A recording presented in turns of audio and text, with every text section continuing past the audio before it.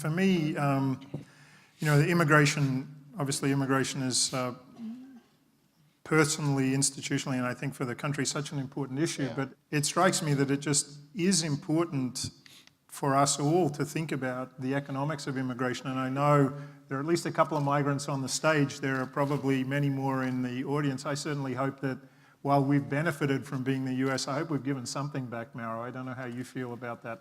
But let me go global with you now, maybe a pivot to you. I was in Davos, whenever it was, 10 days ago, and it was quite something to have Xi Jinping, the president of China, be the rock star there defending globalization, while members of the Trump team were conspicuously absent.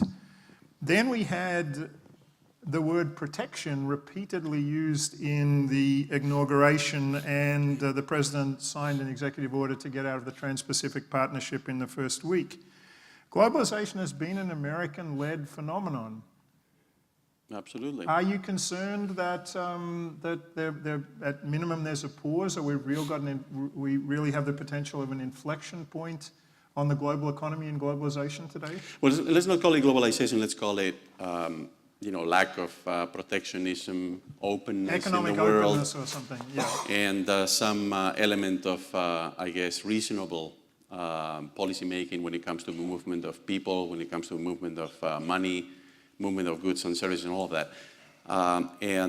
Yes, I think it's ironic that right now a country that has almost no political freedoms is actually the one that is pushing for a liberal economic order in the world, and that's China. Now, of course, they stand to benefit from the continuation of the current regime. It serves them well.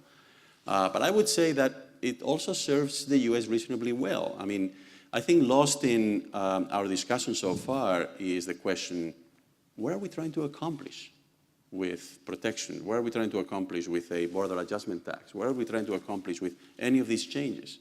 Are we trying to accomplish to reduce unemployment below 5%? Are we trying to accomplish to increase the rate of growth of the economy? I guess it's below 2% now, right, the latest numbers. What is it that we're trying to accomplish? And then the next question should be, is that the best way of accomplishing that, right?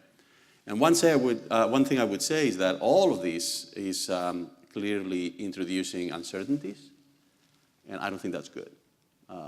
Big time uncertainties, right? And to the migration question, by the way, there's a fact that I think is really important. I mentioned it the last time that we had a conversation such as this, which is about 24% all of the tech ventures launched in the United States, I think it's over the last 15 or 20 years, have been launched by immigrants in the United States, 24%.